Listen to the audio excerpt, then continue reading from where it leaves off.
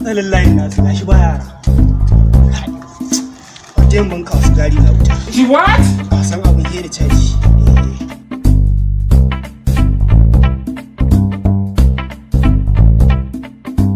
Kai zo na. Je ka kira min Laura a nan gidan.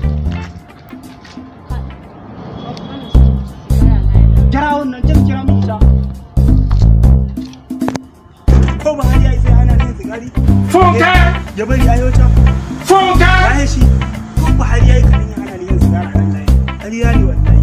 Ba wani shegi wallahi.